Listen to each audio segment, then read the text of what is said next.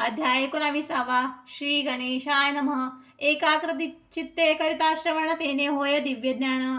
त्या ज्ञाने परमार्थ साधन पंथ सुलभ होत असे. बोलणे असो हे आता वरुणू पुढे स्वामी चरित्रा. अत्यादरे श्रवण करता सर्वार्थ पाविजे निश्चय. प्रसिद्ध आळंदी क्षेत्रीय नामे नरसिंह सरस्वती. जयांची सर्वत्र ख्याती अजरामर राहिली. कृष्णा तटकी क्षेत्रे पवित्र ती देखिली त्यांनी समस्त. नाना योग्याभ्यासी बहुत महासाधू देखिले. करावे हठयोगासन ऐसी इच्छा बहुत दिन. नाना स्थाने फिरून शोध करती गुरुचा. जप तपी संन्यासी असंख्य देखिले. ज्ञानतयाचे पाहिले कित्येकांची चरण धरले. परी गेले व्यर्थची. एके समय अक्कलकोटी स्वामी दर्शनाच्या धरुण पोटी. आले नरसिंह सरस्वती महिमा श्रींचा ऐकून.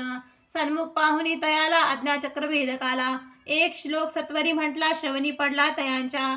श्लोक ऐकता तेथेची समाधी लागली त्यांची. स्मृती न राहिली देहाची. ब्रह्मानंदी प्राणायू. आश्चर्य करती सकळ जन असो झाल्या काही वेळ. समाधी उतरवणी तत्काळ नरसिंह सरस्वती धावले.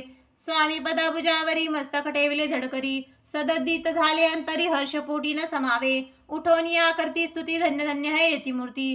केवळ परमेश्वर असती रूप घेती मानवाचे. स्वामी कृपा आज झाली तेने माझी इच्छा पुरली. चिंता सकल दूर झाली कार्यभाग साधला. असो नरसिंह सरस्वती आळंदी क्षेत्री परतून येती. तेथेची वास्तव्य करती सिद्धी प्रसन्न जयाला. बहुत धर्मकृत्ये केली दूर दूर कीर्ती गेली. काही दिवशी एके वेळा अक्कलकोटी पातले. घेतले समर्थाचे दर्शन उभे राहिले कर जोडून. झाले बहुत समाधान गुरुमूर्ती पाहुनिया. पाहुनी नरसिंह सरस्वतीसी समर्थ बोलले त्या समयासी. लोकी धन्यता पावलासी वर योषिता पळवणी. तियेसी द्यावे सोडून तरीच श्रेष्ठत्व पाविसी जनी. मग सहजची सुरभवनी अंती जासी सुखाने. ऐकोणी समर्थांची वाणी आश्चर्य वाटले सकलामनी. नरसिंह सरस्वती स्वामी असुनी विपरीत केवी करतील. परी अंतरीची खून यती तत्काळ जाणून. पाहू लागले अधोवदन शब्द एक न बोलवे. असो तेव्हापासून सिद्धी धरली सोजूळ. येऊनी राहिले स्वस्थानी धर्मकृत्य बहु केले. यशवंतराव भोसेकर नामदेव मामलेदार. त्यांसी आज्ञा ज्ञान साचार समर्थ कृपेने झाले. वसुदेव फडके ब्राह्मण थोर ज्यांची प्रसिद्धी सर्वत्र. इंग्रजी अंमलात अनिवार्य होऊन बंड केले ज्याने. समर्थांची कृपा होता इच्छित कार्य साधेल तत्वता. ऐसे वाटले त्यांचे चित्ता दर्शनाते पातला.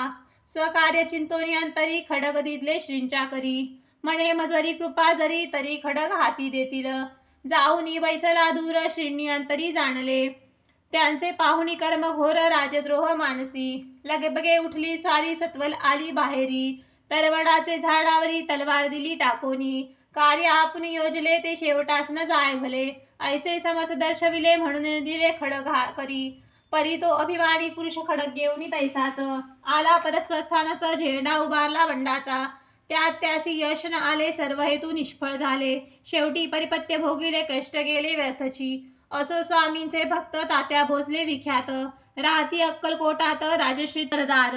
मायापाश तोडणी दृढ झाला स्वामी चरणी. भजन पूजन निशिदिनी करिता ती आनंदे.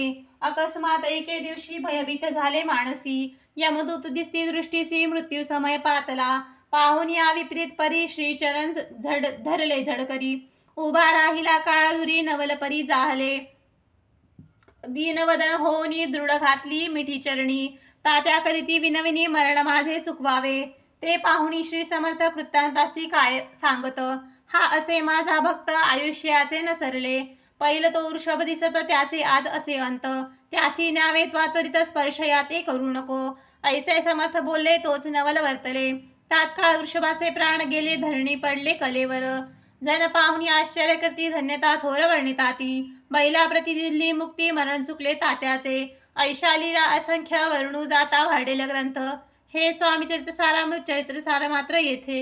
इति श्री स्वामी चरित्र सारामृत नाना प्रकृत कथा समंत. सदा परिसोत प्रेमळ भक्त. 19वा अध्याय गोडा. श्रीरस्तु शुभं भवतु.